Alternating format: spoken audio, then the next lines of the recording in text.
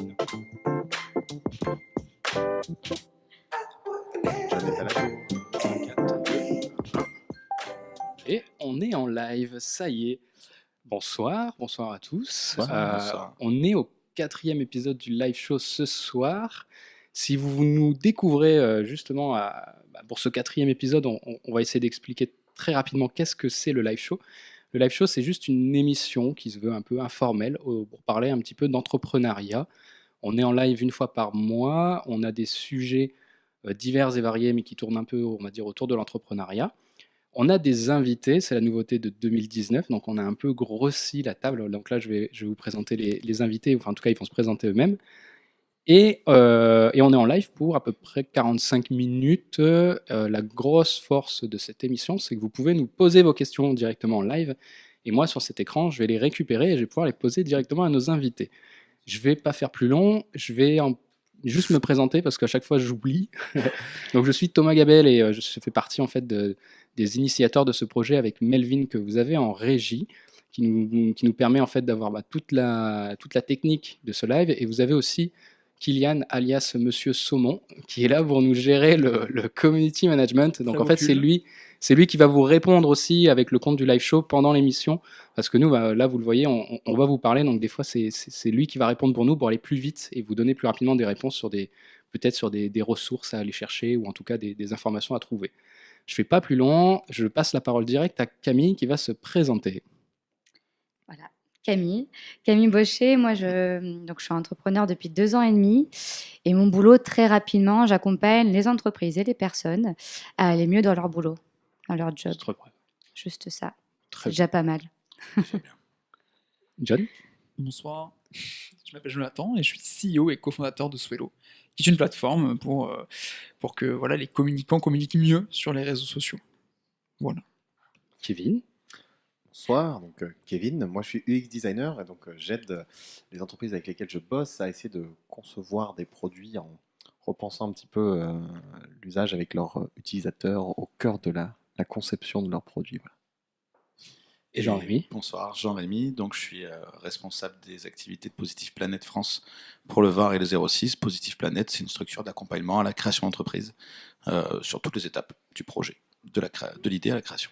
Trop bien. Alors là, vous le voyez, en fait, on a une sélection en fait de personnes qui sont des différents acteurs, en tout cas de l'accompagnement. Donc en fait, on a Camille, elle a la casquette en fait, on va dire de coach. Bon, pour ce soir, en tout cas, c'est celle qu'on a là. Elle a différentes casquettes. Tu peux le dire. Voilà. Ce soir, elle a l'étiquette coach. Jonathan, c'est une start-up qui s'est fait accompagner. Et du coup, il a bénéficié de tout un service d'accompagnement, en tout cas sur la création, la formalisation un petit peu de son service. Il a aussi des mentors autour de lui. Donc c'est top de l'avoir aussi ce soir. Kevin, toi comme moi, on le sait, parce qu'on l'est tous les deux, on intervient sur des entreprises, en tout cas en termes de plus de consulting, de consultants. Et Jean-Rémy, toi, tu es plus là sur l'aspect, on va dire, tout l'accompagnement de l'idée, même à la formalisation jusqu'au dépôt des statuts presque de l'entreprise. Et même après.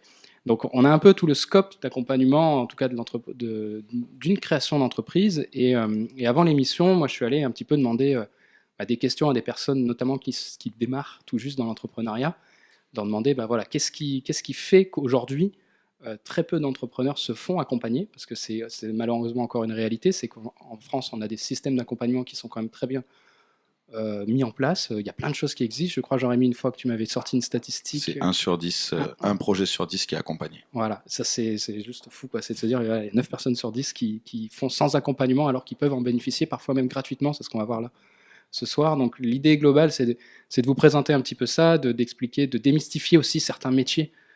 Souvent, on a peur d'aller voir des consultants, on se dit non, mais j'ai pas encore d'idée ou je sais pas. Et en fait, le consultant est là pour t'aider à avoir ton idée, ou en tout cas la formaliser un peu mieux.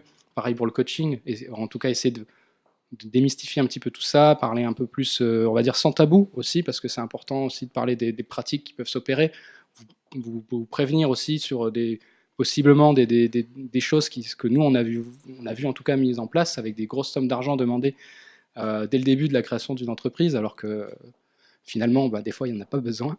Donc voilà, l'idée de l'émission c'est de balayer un petit peu tout ça. Donc là j'ai pas mes commentaires en direct. Est-ce que Melvin et Kylian, vous pouvez me dire si on a du monde qui est connecté? Est-ce que tout le monde nous entend bien et tout fonctionne? Ok, très bien, parfait. Donc je vais commencer avec une question qui qui a beaucoup été posée. Moi-même, j'ai mis du temps à y aller, surtout quand on parlait de cette étiquette-là, où je me dis, mais quel est l'intérêt dans le professionnel? C'est plus sur l'étiquette des coachs. Alors là, ça fait 5 ans que je suis entrepreneur, ça fait donc 5 ans que je gravite sur pas mal de choses, et j'avais une idée préconçue du coaching. Donc cette année, je me suis fait accompagner par deux coachs sur des problèmes spécifiques liés à l'entrepreneuriat. Et j'aimerais déjà, la première question que je vais poser, c'est Camille, est-ce que tu peux nous expliquer concrètement qu'est-ce que c'est le coaching? Parce qu'on entend tout et n'importe quoi, et j'aimerais bien avoir une définition à peu près carrée. En tout cas, du coaching professionnel, on va dire. Peut-être la différence entre le coaching et le consulting, parce que souvent on va avoir un coach, enfin moi j'ai beaucoup de personnes qui viennent me voir en me demandant des conseils. Sauf que le coaching, c'est pas ça. Quand on va voir quelqu'un pour un conseil, on va voir un consultant. Le coaching, on va vraiment aider la personne à ce qu'elle trouve elle-même ses solutions. Ok. Et c'est vraiment ça la différence. Et le coaching professionnel, et notamment pour les entrepreneurs, moi aussi j'en ai suivi un, comme toi.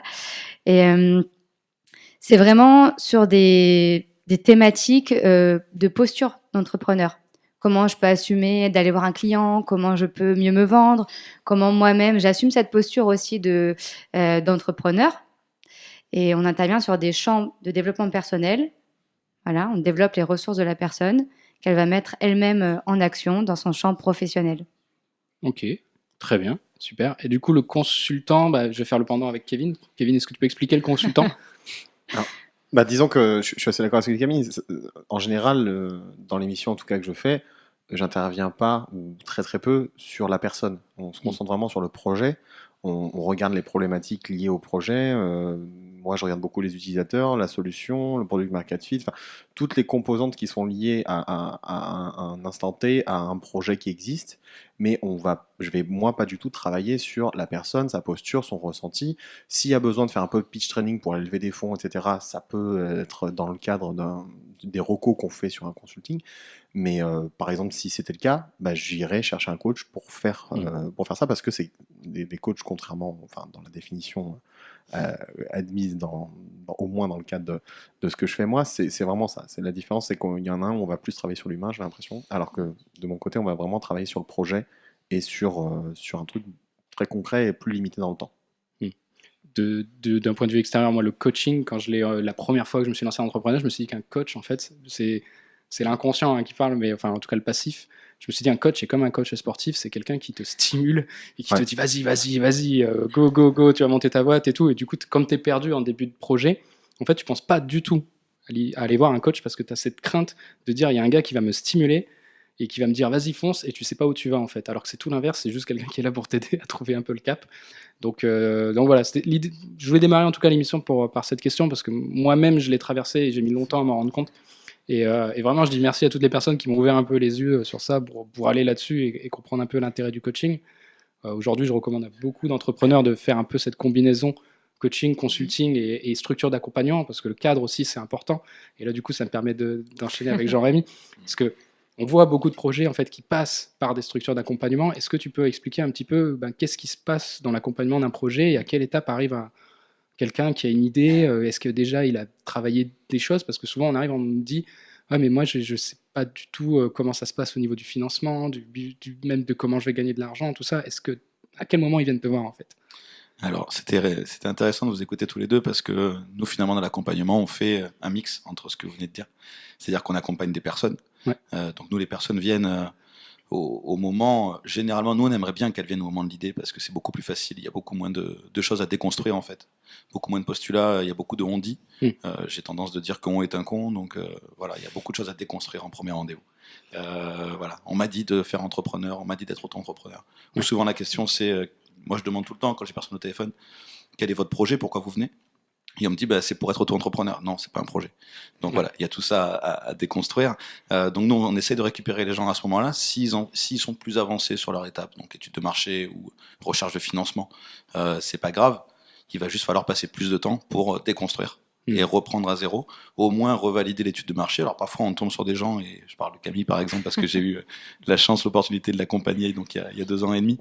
Il se trouve qu'on est réunis aujourd'hui. Donc en fait, Voilà, par exemple, elle avait des problématiques, elle avait déjà bien préparé son projet, mais des problématiques administratives, statut, où elle n'y était pas, donc on a travaillé là-dessus. J'ai quand même pris le temps de revalider avec elle que son profil était adapté, que son étude de marché était la bonne, que sa stratégie elle était la bonne. Je me suis rapidement rendu compte que en face de moi, j'avais quelqu'un qui savait de quoi elle parlait, donc on a vite avancé là-dessus et on a parlé de la suite.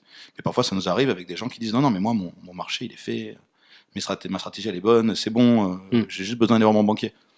Et on se rend compte que heureusement qu'on est intervenu parce que voilà, il y avait des choses à valider. Alors tout n'était pas mauvais, hein, souvent, mais il y avait des points qui n'étaient pas abordés ou de la réglementation. Donc voilà, l'accompagnement, c'est de ce qu'on fait nous, du moins, c'est prendre les étapes. Alors on ne les a pas inventées, hein, c'est les étapes classiques de la création d'entreprise, étude de marché, stratégie commerciale, statut juridique, recherche de financement et vraiment en création bête et méchante de l'entreprise et le suivi. Et là-dessus, on va accompagner les gens à le faire. Donc c'est-à-dire qu'il y a un côté conseil où on va donner des informations parce qu'on est expert dans le domaine, mais on les accompagne à le faire eux-mêmes. Jamais on ne fera, nous, les choses à la place d'eux, parce que c'est pas de l'accompagnement pour moi, et derrière l'entrepreneur, il va être seul de toute façon. Oui. Donc doit apprendre très si vite à se c'est lui débrouiller. faire du clé en main et il prend et il n'a qu'à appliquer, demain quand il est seul et qu'il doit reproduire ce genre de choses, ou même qu'il doit conseiller autour de lui des entrepreneurs, ça va pas être bon. Donc on va vraiment les aider à faire les démarches, leur expliquer, voilà, ça on fait comme ça, on leur donne des sortes de devoirs à la maison, entre guillemets, en disant, voilà, bah, tiens, pour la prochaine fois, tu vas m'étudier les concurrents sur ta zone, tu vas m'étudier la clientèle, et tu te rappelles Totalement. voilà, et on refait le point, et puis bah, si on n'a pas bossé dessus, ben, le rendez-vous sert à rien, donc tu reviens la prochaine fois, tu bosses dessus. Donc voilà, l'accompagnement, il va être individuel, surtout personnalisé, et on a mis en place du collectif depuis peu, Ouais, pour c'est une classe. venir renforcer l'individuel, avoir un côté plus coaching justement sur les savoir-être de l'entrepreneur, tout ça. Parce que l'un va pas sans l'autre maintenant qu'on a les moyens de le faire en collectif, mais l'individuel est primordial. C'est parfait parce que j'ai les transitions nickel bourgeonne. Ah là, c'est beau. C'est beau, hein. Jonathan, toi, tu as suivi un accompagnement. Alors, tu n'étais pas vraiment à l'étape de l'idée parce que l'idée, tu l'as eu avant. Tu as fait l'accompagnement, on va dire, plus dans ce qu'on appelle de l'accélération. Ouais. Donc, en fait, tu as déposé tes statuts, mais ton projet existait déjà. Même pas. Il existe. Voilà, tu as On déposé n'a les même pas statuts déposé les statuts, on les a déposés après. après, tu vois. Donc, Ouais, après l'accélérateur. c'est l'avantage des startups ou en tout cas des business qui sont en ligne, c'est que par rapport à un magasin physique, bah, du coup, ça peut démarrer sans forcément avoir des statuts. C'est ça, parce qu'on avait même gagné de l'argent avant d'avoir déposé les statuts. Ouais. Mais justement, on était en cours d'immatriculation, donc on a le droit en fait sur les factures de mettre en cours d'immatriculation. Et ensuite, on renvoie la vraie facture avec toutes les infos légales. Mais je te laisse finir. Mais du coup, je voulais creuser un petit peu sur, bah, justement, il y a différentes phases. Même si vous avez déjà une idée, vous avez déjà même une entreprise qui est lancée, ça ne veut pas dire que vous ne pouvez pas bénéficier encore d'accompagnement. Au contraire, il y a des structures, en tout cas, qui sont en train de se monter autour de ça. Toi, ça a été un peu le cas. Ton idée, elle était quand même avancée. Et tu as quand même été dans un programme d'accompagnement. Pour ne pas le citer, c'était l'accélérateur C'est l'accélérateur de TVT, voilà, ouais. l'accélérateur de TVT TVT. Innovation. Et est-ce que tu peux nous expliquer un petit peu, bah, à quoi ça en tout cas, qu'est-ce que ça t'a apporté? Parce que tu avais à la fois de l'individuel, du collectif, tu avais du consulting en interne. Est-ce que tu peux essayer de nous résumer, voilà, en 1 ou 2 minutes, quel a été le bénéfice, en tout cas, pour ton projet là-dessus? Carrément. Déjà, ce qu'il faut savoir, c'est qu'effectivement, avant de rentrer dans l'accélérateur, on avait un projet. Donc, on est passé déjà de l'idée au projet, ça c'était bon, on était au projet, mais là on est passé du projet à la start-up, enfin à la boîte en tout cas, qui a été montée. Puisque là c'était typique de cette année-là de l'accélérateur, hein, c'est moins le cas dans les années suivantes, enfin c'était moins le cas dans les années suivantes. Nous, on avait le droit de candidater même si la boîte n'était pas montée, alors que les années d'après, c'était pas forcément le cas. Et du coup, effectivement, comme tu l'as dit, on a bénéficié de plusieurs choses. Première chose, on avait des sessions à plusieurs avec tous les accélérés et avec donc une structure, enfin la structure d'accompagnement TVT pour justement voir, je sais pas, comment on communique, quel est notre business plan, etc., etc. On avait une 12aine d'ateliers. Ça, c'était la première chose, des ateliers collectifs. Ensuite, on avait l'opportunité, si on le souhaitait, d'avoir des ateliers individuels sur des points très précis. Moi, je me souviens, il y avait tout ce qui était compta, il y avait plein de points hyper intéressants en fonction de là où on en était, et c'est ça aussi la force d'un accompagnement, c'est de répondre à nos besoins à nous, et pas à des besoins plus ou moins présents dans l'ensemble des boîtes, alors que, parce que l'idée, c'est vraiment que ça nous serve à nous. Ça, c'est la deuxième chose. On avait le mentorat qui, pour nous, a été primordial, le mentorat. Tu peux expliquer un petit peu? Alors, le mentorat, dans le cas de l'accélérateur, c'était... en fait, on était dans une salle, je me souviens, la première semaine, avec tous les accélérés et plein d'entrepreneurs déjà expérimentés. Et l'idée, c'était qu'il fallait que ça matche avec quelqu'un. Et cette personne allait nous conseiller pendant les X mois de l'accélération, non pas pour réussir, mais pour éviter de faire des erreurs. Alors nous, on a eu la chance d'avoir Mathilde Lerouzic, qui est CEO de Helloker aujourd'hui, et qui, effectivement, nous a évité plein d'erreurs, a été d'un grand soutien. À mes yeux, ça a même dépassé l'accélérateur, parce qu'on se voit encore aujourd'hui, bon, on se voyait déjà avant, mais je veux dire, voilà, elle nous a conseillé avant, pendant, après, c'est même elle qui nous a poussé à candidater parce qu'elle considérait que la boîte était, enfin que le projet était assez viable pour participer à ce type d'accompagnement.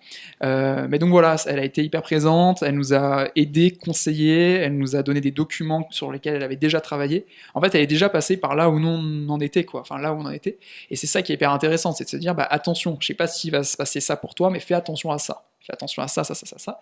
Et du coup, bah effectivement, on évite certaines erreurs, mais on en fait aussi quelques-unes, non pas à cause d'elle, c'est pas le souci, mais on en fait aussi, et c'est là où elle arrive et elle dit, ah bon, ouais, mais j'ai jamais vécu ça, mais voilà ce que je ferais avec mon expérience. Et donc, voilà, trois grands piliers, entre guillemets, atelier collectif, atelier personnel et mentorat, et j'en rajouterai un ou deux autres, c'est aussi nous, entre nous, en fait, on s'auto-accompagnait, enfin, comment dire, c'est-à-dire qu'on était tous accélérés, mais comme on n'était pas exactement au même stade, ou comme en tout cas on n'avait pas les mêmes compétences dans chaque équipe de chaque boîte, on pouvait dire, ah, bah, moi j'ai une idée pour ton problème là, ou alors moi il s'est passé ça pour moi, voilà comment je ferais. Et puis après, bah, il y avait les équipes en one-to-one, mais quand je dis one-to-one, c'est vraiment avec les équipes de TBT où on avait des rendez-vous avec une personne, alors je pense à Cyril ou à Charlotte, et là on évoquait vraiment un problème, non pas très spécifique, mais plus, comment dire, sur l'ensemble de la boîte. Voilà, moi je ferais ça, qu'est-ce que tu en penses au vu de toutes les boîtes que tu as déjà vues, est-ce que ça peut être pertinent ou pas? Et donc voilà, eux, ils étaient là en mode... comme dans une classe, il y a un prof principal. Ben voilà, c'est un peu nos profs principaux. Voilà, c'est un peu ça. Tenez la classe, quoi. Voilà, c'est ça. Donc voilà à peu près comment ça s'est passé pour l'accélérateur. Et si je peux rajouter une dernière chose, c'est les conséquences positives de cette accélération. Ça porte bien son nom. C'est-à-dire que pour nous, ça a clairement été une accélération. On était un projet, on devient une start-up, on dépose nos statuts, on a notre premier client, on fait une nouvelle version de notre site. Voilà, il s'est passé des choses en 4 mois. Et ça, c'est quand même intéressant de le dire. 4 mois. Et ça nous permet, après, j'adore parler, vous le voyez. La phrase que j'adore dire par rapport à ça, c'est que ça nous permet de prendre du temps sur quelque chose qui est très important, mais qu'on n'aborderait pas si on n'était pas dans l'accélérateur, en fait. Voilà. Alors, moi, je vais poser la question à l'inverse, parce que nous, on baigne là-dedans. La question que je vais vous poser, c'est, à votre avis, pourquoi les gens n'y vont pas? Donc, quelles sont les craintes qui reviennent souvent? Moi, je les ai eues là un petit peu par message. Je pense que Jean-Rémy, toi, tu dois avoir les personnes qui viennent souvent et te disent « J'aurais dû venir avant, mais… voilà. » J'aurais dû venir tout court. Voilà, j'aurais dû venir tout court. mais l'idée globale, c'est quels sont les freins identifiés pour savoir si justement, peut-être que dans l'audience qui nous écoute là en ce moment, il y a peut-être des personnes qui sont dans ce cas-là et qui se disent « C'est pas pour moi » ou « Je ne suis pas à l'étape clé. » Donc, s'ils sont déjà en train de nous écouter aujourd'hui, c'est qu'ils ont compris beaucoup de choses. Parce que la plupart des gens, nous, qui sont pas venus ou qui sont venus trop tard, c'est la question d'urgence. C'est-à-dire que, et j'ai encore eu un appel aujourd'hui, en disant, il faut que je me mette en auto-entrepreneur. Et cette phrase-là, je l'entends trop, parce qu'il y a cette question d'urgence, cette notion, ou quelqu'un que j'ai rencontré qui m'a dit, ça fait 2 ans que je travaille mon projet, et du coup, je lui propose moi un rendez-vous dans 2 semaines ou 3 semaines, parce qu'en ce moment, on a les agendas un peu chargés, c'est le début d'année, et je lui dis, non, mais vous avez attendu 2 ans, on peut bien attendre 2 semaines pour bien accompagner le projet. Ah non, là, c'est maintenant. Il y a cette question, en fait, il y a une notion d'immédiateté dans l'entrepreneuriat, quel que soit le domaine, qui est bien trop importante en fait. Et on se dit, tiens, voilà, j'ai eu une idée où on m'a parlé d'un truc, et il faut absolument que je me monte sans penser à la préparation en fait. C'est bien de vouloir se monter, c'est bien d'avoir l'idée, ça y est, on est motivé, mais il faut être prêt à d'abord passer l'étape de préparation, alors soit être accompagné par des structures, soit se préparer soi-même, parce qu'il y a des sites qui sont très bien, il y a des gens qui sont totalement capables de faire sans, ou d'être accompagnés via le web, via plein de choses aujourd'hui, mais il faut essayer de supprimer l'immédiateté de la création du statut. Et je pense qu'il y a une question qui est très psychologique, qui est l'officialisation en fait. J'ai beaucoup de gens qui viennent, allez, on va dire, 2 personnes sur 10, on va dire, mais c'est déjà beaucoup, avec des cartes de visite. Avant même d'avoir Ouais. J'ai fait mes cartes, c'est cool, mais pourquoi?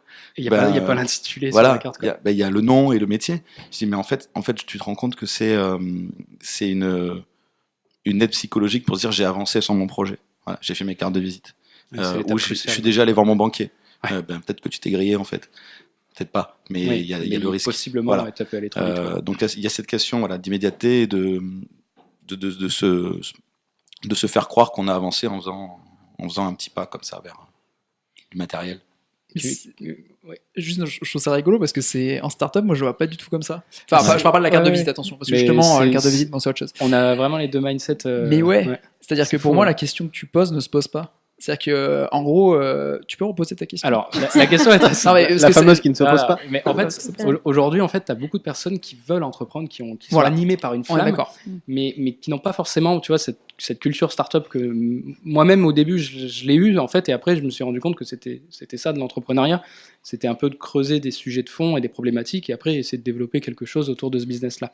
Donc nous, c'est vrai que dans l'ensemble, dans la création de nos métiers, ça s'est fait un peu, c'était presque imprédictible. Quand tu as monté, voilà, c'est ça, c'est ça. t'as monté ton idée, tu pensais pas que tu allais faire ta boîte avec. Ouais. Alors que ces gens sont plus dans une dynamique inverse, ils ont envie d'entreprendre, ils ont envie en fait de prendre une certaine liberté, mais par contre du coup, ils ont un champ des possibles qui est tellement large qu'ils ne savent pas spécialement où ils vont aller, ils vont se mettre presque au pied du mur, arriver des fois, je le vois, et souvent ils arrivent en fin de droit de chômage ou des choses comme ça, et là il leur reste un mois et ils veulent tout donner, et ils veulent enchaîner les rendez-vous, ils prennent des rendez-vous avec toi et il n'y a rien qui est structuré, et du coup tu es là et tu leur dis mais attends, tu as grillé des étapes, reviens un petit peu en arrière.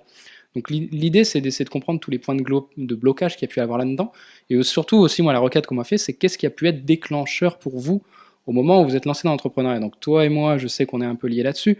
Kevin, toi, tu avais un pied à moitié dedans. Camille, toi, je sais que ça a été un déclic, et justement, j'aimerais bien faire le switch là-dessus. C'est qu'est-ce qui, à un moment, t'as dit, en fait, c'est ça que je veux, c'est monter ma boîte. Parce que les gens attendent ça. Ils se disent, je veux un déclic pour monter ma boîte, et du coup, ils procrastinent un petit peu le truc pendant plusieurs mois, et finalement, ils ne le sortent pas. Ils attendent presque d'être au pied du mur en se disant, bah voilà, ça y est, je quitte mon job et maintenant je monte ma boîte. Comment toi ça s'est passé? Parce que je pense que quand tu as commencé à travailler, tu t'es pas dit, bah demain je monte ma boîte. Non, j'étais pas du tout prédestinée à monter ma boîte et je voulais pas forcément le faire en plus. Enfin, j'aurais bien. Enfin, c'était pas un chemin, j'étais pas une entrepreneuse née, je pense. La vie a fait qu'à un moment, je me suis dit, qu'est-ce que je fais? Est-ce que voilà, je voulais changer de boulot? Est-ce que je candidate à un autre poste? Ou est-ce que la question de la liberté est venue me titiller un peu quand même? Est-ce que je fais vraiment ce que j'ai envie? Et je me suis dit, allez, pourquoi pas? Et finalement, assez vite quand même aussi, je me suis dit, allez, je le fais. Par contre, moi, ce qui m'a fait me dire que j'allais me faire accompagner, ça n'a pas été si évident que ça, parce que pas de culture start-up ou pas du tout. Je me suis retrouvée seule chez moi en me disant, bon, bah, je vais monter ma boîte. Voilà. Je ne savais pas quoi faire. J'ai cherché partout, j'ai été submergée d'infos. Mais alors, je ne savais pas s'il fallait que je dépose mon statut, que je fasse une carte de visite, que je lance mon site internet, que je cherche des clients, mais chercher des clients pour voir si mon projet est viable sans carte de visite, sans site internet, c'est pas possible. Enfin, du coup, voilà, je savais vraiment pas par où commencer. Donc, j'ai cherché des infos, je suis allée un peu taper à des portes à droite, à gauche, et il y a une porte qui m'a plus convenu. C'est drôle, hein, elle est en face de moi aujourd'hui. Et du coup, je me suis dit, ah ouais, en fait, je pense que donc, j'avais déjà commencé à faire des choses, parce que j'avais pioché un peu à Pôle emploi, un peu à la CCI, mais ça a mis du liant, en fait, dans tout ce que j'avais pu piocher sur Internet. C'était très concrètement, c'était bon, t'as fait quoi? Voilà, ça c'est bien, mais ça vient avant, ça c'est après. Donc, ça m'a remis du sens et je savais par quoi commencer. Et là, c'était waouh, en fait, c'est possible d'entreprendre, c'est pas si compliqué que ça. Moi, je lisais des textes sur les J-France, je comprenais rien. Enfin, vraiment, c'était compliqué, quoi. Et en même temps, je me disais, si je la monte pas, comment je fais pour payer mon loyer, quoi. Il y avait aussi ça, cette urgence-là, je pense qu'elle est aussi liée à ça, même si je partais pas de zéro. Mais voilà, il y avait vraiment, je l'ai ressenti sans vouloir non plus me presser. Et ce qui a aussi contribué, je pense, au fait que je tienne dans le temps, parce qu'on parle beaucoup de créer sa boîte, donc voilà. Mais moi, ce qui a vraiment fait aussi que je tienne dans le temps, c'est, on va les reciter, on a le droit encore, oui, mais bien sûr. c'est que moi, je partage 10 bureaux, je suis en coworking à TVT Innovation, et très clairement, c'est un vrai facteur de réussite pour moi. C'est-à-dire que le matin, j'arrive, je bois pas mon café toute seule. J'ai des collègues de boulot. Si des fois, je me dis, putain, merde, j'ai pas de clients, ou merde, ça se passe comme ça, bah attends, moi aussi. Et on en discute. Et pourquoi tu ferais pas ça? Ah bah ouais, c'est une bonne idée. Et des fois, c'est l'autre qui va pas bien et du coup, tu le soutiens aussi. Et à l'inverse, quand moi, je me souviens, quand j'ai mon premier client, je l'ai crié dans le coworking. J'ai fait ah ça y est, je suis lancée. Et en même temps, voilà, c'est une vraie histoire humaine qui fait que dans le long terme, tu peux tenir parce que la vie d'entrepreneur, c'est pas si facile que ça tous les jours, quoi. Non, et je pense qu'il faut tuer un peu ce mythe Ouais. du Là, allez, claque des doigts et tu vas devenir entrepreneur. Il y a Ouais. une vraie logique, je pense, je parle souvent de ce terme de mimétisme. Beaucoup de personnes que je vois entreprendre sont en fait des gens qui commencent à fréquenter des entrepreneurs, ça leur donne des envies, et en fait c'est comme un virus un petit peu, tu sais, qui contamine petit à petit, et tes amis deviennent entrepreneurs, les amis de tes amis aussi, tu te fais toi-même des amis entrepreneurs, et en fait tu vois que ça match par rapport à ça, parce que tu as une prise de conscience un peu collective qui se dit, bah ouais, mais bon, en fait moi je peux le faire, et si la personne à côté de toi elle le fait, automatiquement tu te mets à même niveau qu'elle.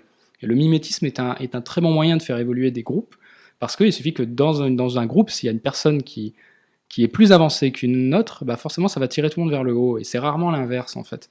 Donc c'est pour ça qu'il faut toujours avoir, tu vois, dans des groupes d'entrepreneurs, quelqu'un qui a réussi au milieu de quelqu'un qui démarre, parce que c'est lui qui va apporter les bons conseils, et justement les structures commencent de plus en plus à faire du collectif, et je trouve ça génialissime, parce que seul, c'est vrai que tout seul, tu peux y arriver. Aujourd'hui, on va dire ce qui est, sur Internet, tu as des milliers de ressources, mais c'est justement parce que tu es noyé au milieu de tout ça que tu paralyses. Tu te fais, putain, mais je démarre par où? Comment je structure et tout? Alors que le premier conseil qui vient, souvent, il vient d'un ami qui te dit, bah attends, moi je l'ai fait.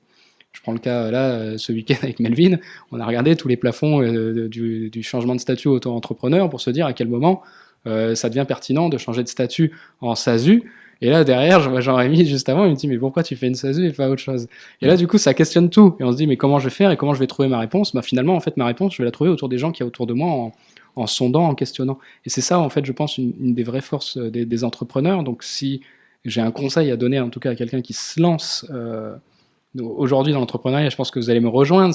On a fait un épisode quasiment là-dessus, mais c'est la construction des réseaux. Kevin, je fais une transition vers toi avec le 43. Je pense que c'est beaucoup ce que viennent chercher les gens aussi dans le 43. Juste un truc avant de te répondre là-dessus, sur ce que tu disais, je pense que il y a beaucoup de hype, de tendance autour de l'entrepreneuriat, etc. aujourd'hui. Et tu vois, le côté effectivement, c'est génial de fréquenter plein d'entrepreneurs, de se laisser porter par la tendance, la motivation, l'énergie que certains peuvent dégager. C'est super positif et il faut s'en nourrir. Mais disons que moi, ça m'est déjà arrivé, et toi aussi, de rencontrer des gens qui comprennent mal, tu vois, des gens qui veulent être entrepreneurs. Mais entrepreneurs dans quoi? Entrepreneur. C'est pas, tu vois, c'est comme un tour du monde en fait. C'est ça. Non mais ouais, je vais le faire aussi moi. Au final, tu viens pas entrepreneur parce que tu as envie d'être entrepreneur. Tu viens entrepreneur parce que tu as une idée d'un projet, tu as un truc à transformer, tu as envie d'agir sur quelque chose ou de résoudre un problème.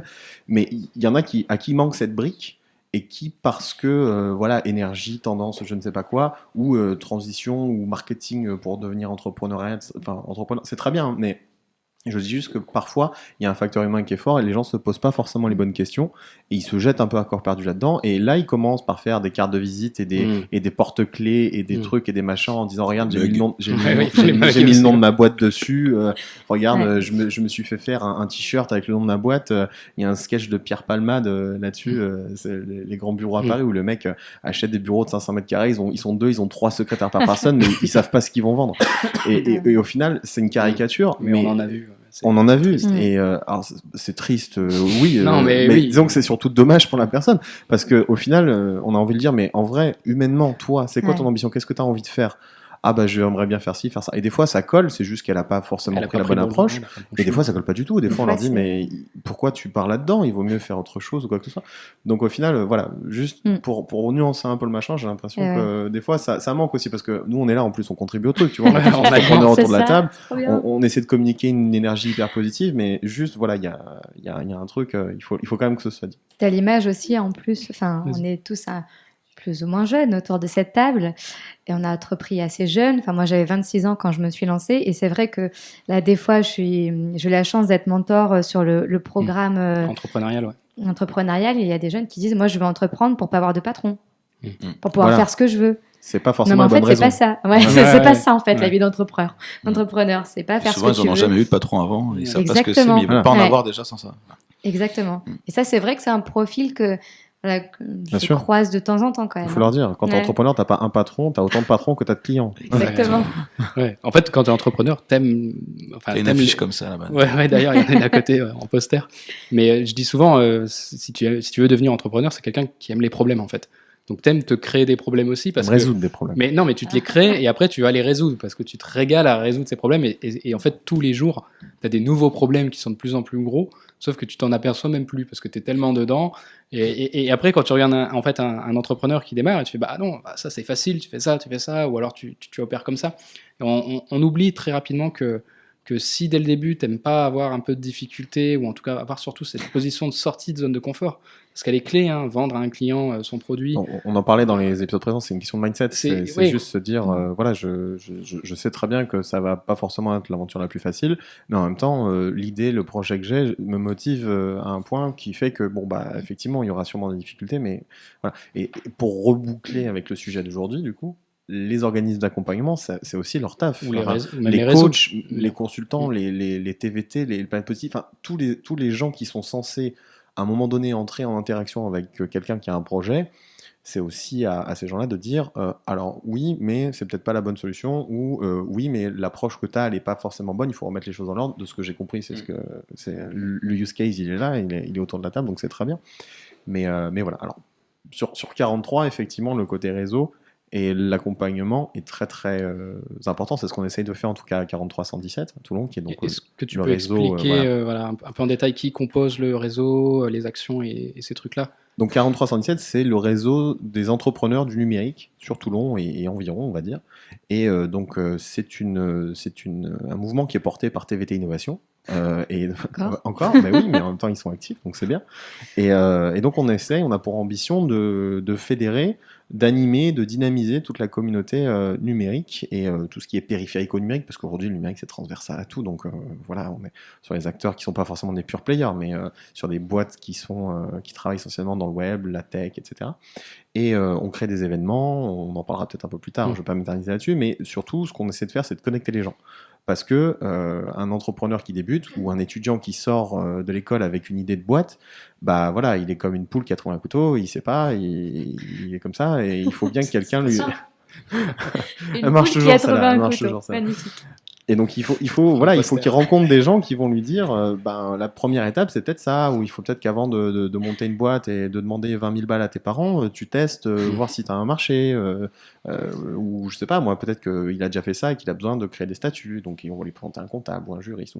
Voilà, donc quelqu'un, soit un autre entrepreneur qui, comme un peu le disait John tout à l'heure, peut jouer son rôle de mentor, soit une structure juridique avec des gens qui sont là pour accompagner, comme Cyril le fait à TVD par exemple. Alors, on va essayer de passer un scope. Moi, je les connais pas tous. Peut-être toi, tu connais plus. Mais combien il existe concrètement de structures qui peuvent t'accompagner? Parce qu'il y a aussi différents corps de métiers. Moi, j'avais travaillé avec la SMAR, c'est ça, la chambre La CMAR, ouais, la chambre de métier. Ouais. Voilà, eux, c'est plus sur l'artisanat. Alors, en fait, si tu veux, pour faire le panel ici, il y a des structures comme nous. Ouais. Donc, nous, Possible Planète, il y a BGE qui est le plus gros réseau oui, français BGE. d'accompagnement. En structure d'accompagnement pure, en fait, en gros, on va être un petit peu tous les deux dessus sur du global.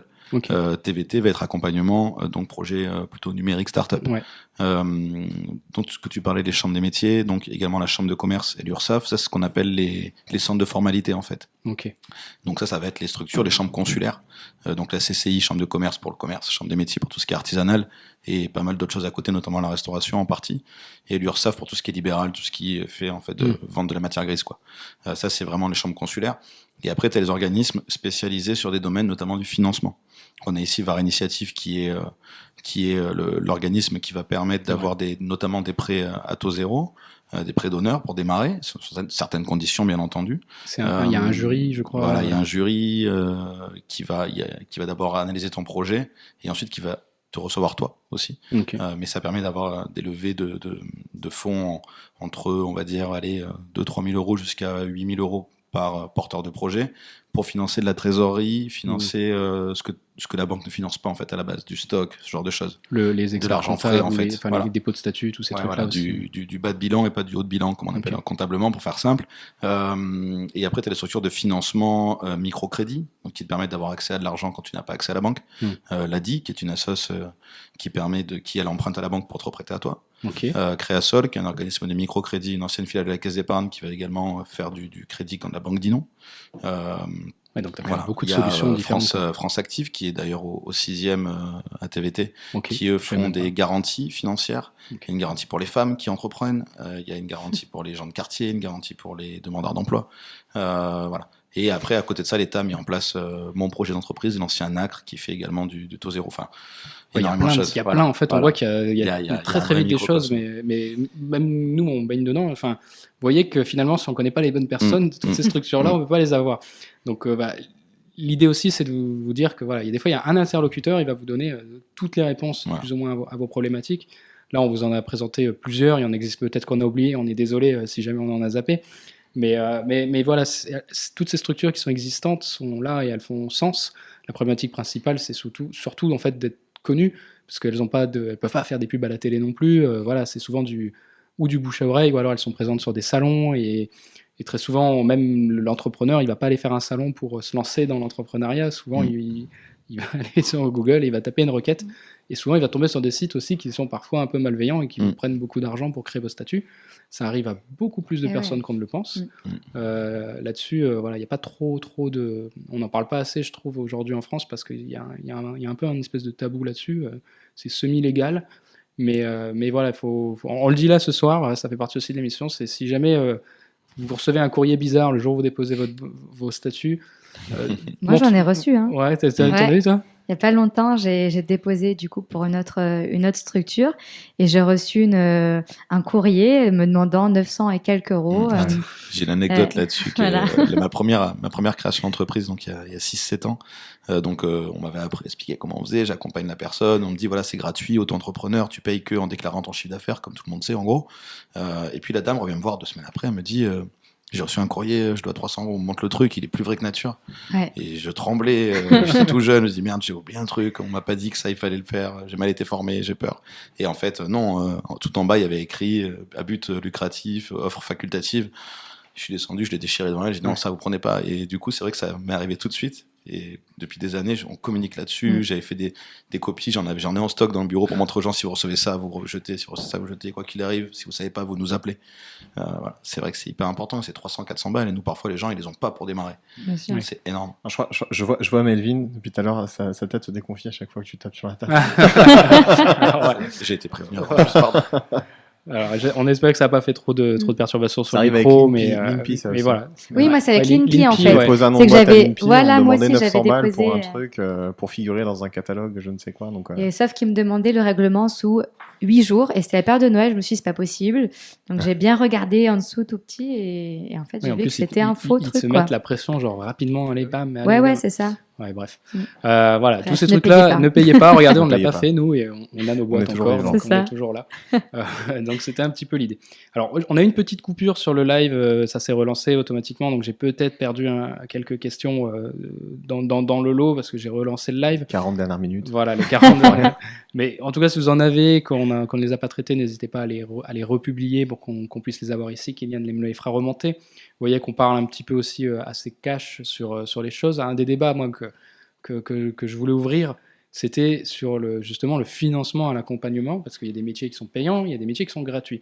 Une des choses qu'on n'a peut-être pas dit aussi, c'est que ça soit pour Positive Planet ou pour TVT, en fait, ces accompagnements, finalement, ils sont valorisés à très forte somme parfois, mais ils sont gratuits, ils sont pris en charge. C'est une des forces qu'on a aujourd'hui en France, on ne le dit pas assez, c'est qu'on pousse les gens à entreprendre, il y a des financements qui sont mis en place, il y a des modèles, donc du coup, voilà, il y a des choses qui sont gratuites, il y a des choses qui sont payantes. Parmi les choses qui sont payantes, moi j'ai souvent le débat, on vient me voir, on me demande combien ça coûte de se faire accompagner plus ou moins sur la création de mon projet, combien je dois prévoir en budget. C'est souvent une des questions qui arrive au tout début. En plus, on en est là, souvent sur des projets de start-up, en plus on a besoin de consulting, parce que c'est des phases clés. Il y a des choses qui sont là un peu mises en place, c'est très peu formalisé. moi, j'aimerais bien qu'on parle un petit peu de, voilà, si demain on lance un projet, et là je viens sur toi, si demain j'ai une idée et que j'ai un projet, et j'ai une appli mobile, parce que c'est typiquement ton cas, et je veux créer une application mobile et je veux faire, admettons, un test complet avec les utilisateurs, concrètement, combien ça coûte? Je veux ces réponses, parce que dans la tête des gens, personne ne l'a, et je l'exprimerai aussi pour moi de mon côté. Très cher. Très très cher. Non, Ouais. mais Attention, atelier de devis en live. atelier de vie en live. Combien coûte un consultant, et en tout cas, Alors déjà, c'est extrêmement dépendant du cas, mais par Voilà. exemple sur le cas que tu viens de citer, si la personne elle arrive et qu'elle a une idée d'application, je vais pas lui dire Tu vas pas lui envoyer une shop facture de 50 20 000 000, balles et on va faire développer ton appli pour Très la bien. tester. L'idée c'est d'abord de partir tout au début sur des prototypes, des choses qui sont beaucoup plus faciles à construire, beaucoup moins coûteuses en termes financiers, en termes de temps, en termes de ressources, tout ce qu'on veut.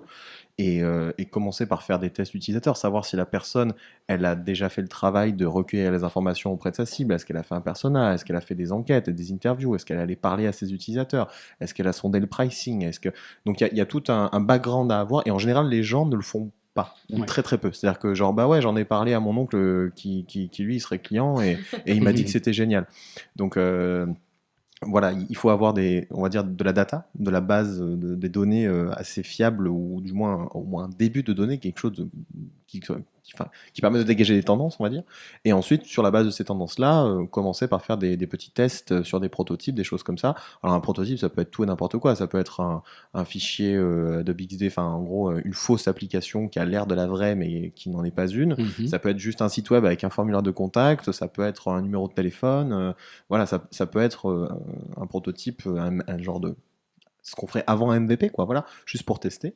Et si ça c'est concluant, ben ok, on passe à la suite et on se dit bon ben le proto a super bien marché, on a plein de gens qui ont répondu sur notre formulaire en ligne, ils sont tous prêts à payer le prix qu'on affiche, ok, on avance.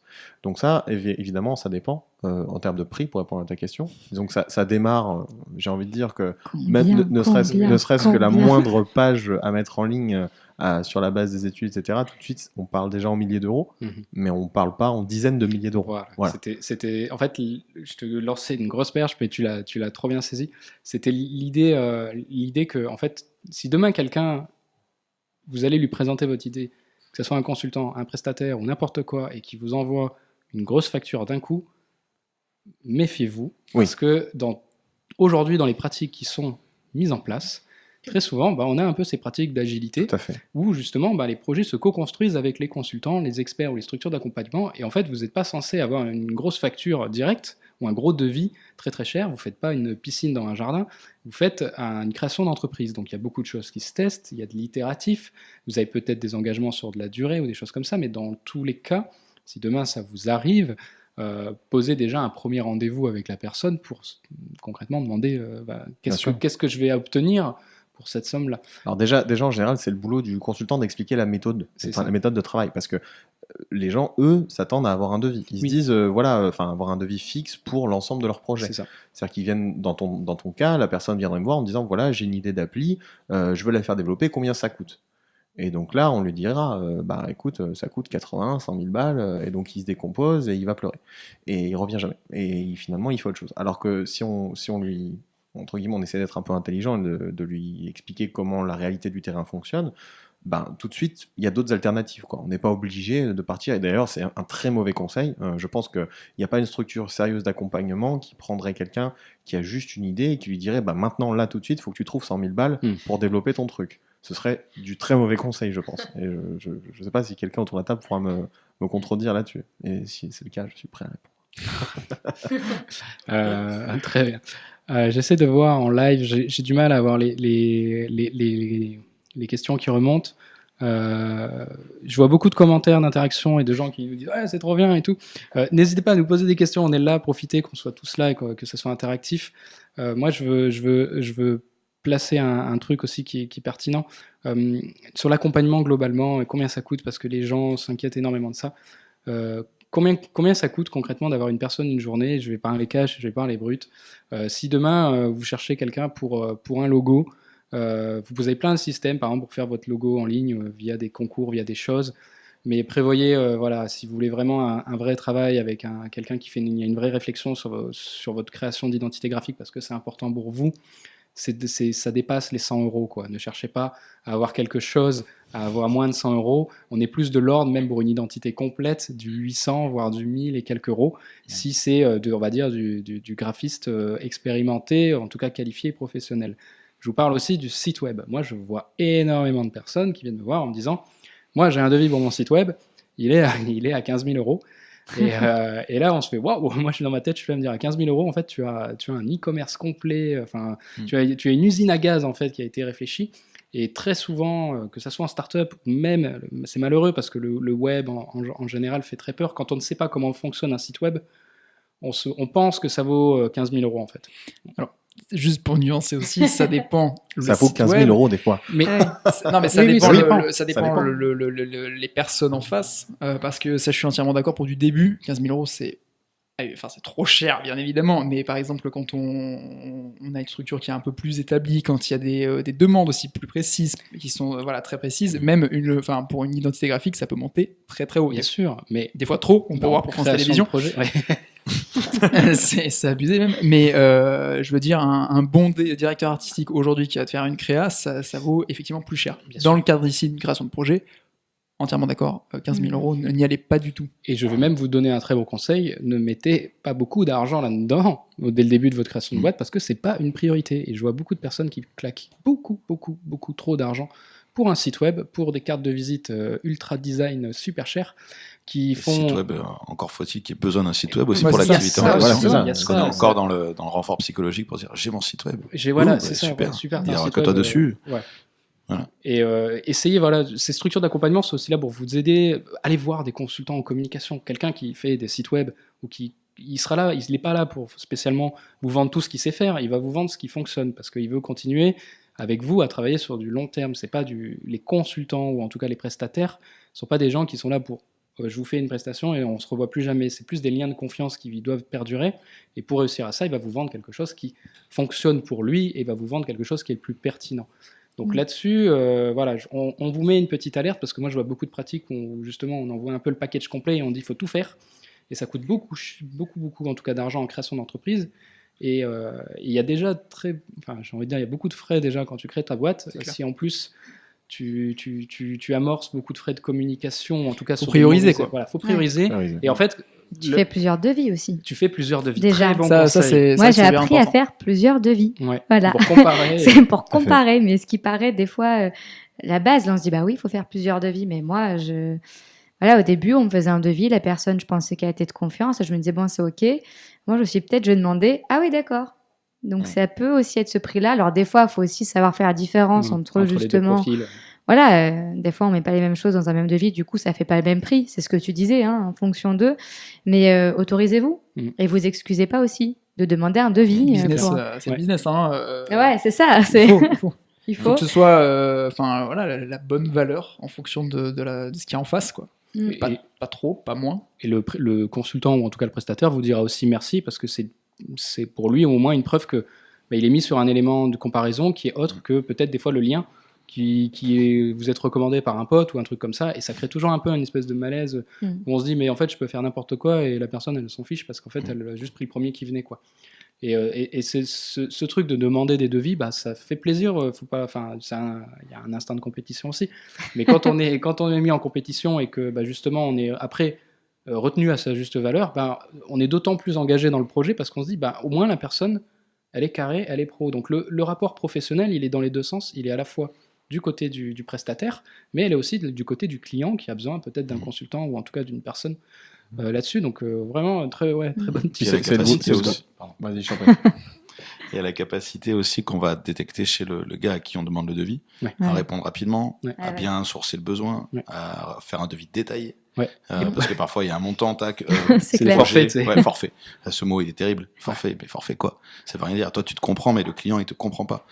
Et donc tu peux mettre tout ce que tu veux dedans. Ouais, mais ça c'est dans le forfait. Ouais, mais ça c'est dans le forfait. Et puis le jour où il réalise la presta, et ça vous l'avez pas fait. Ah, mais ça c'est pas dans le forfait. Ouais. Ça on l'a trop eu. Ouais. Voilà, donc ça c'est terrible. Donc la rapidité de réponse, ça va des trucs tout bêtes aussi, de bien orthographier. Ah ben je vous ai envoyé le mail. Ah ben non, je me suis trompé dans l'adresse. Si je t'ai donné un mail que tu l'as mal écrit dès le début, ça va mal se passer Ça va entre mal nous. aller, ouais. Moi je suis assez draconien là-dessus. là-dessus, mais l'orthographe. Enfin, il y a plein de choses comme ça où Ouais. on se rend compte avec qui on va travailler.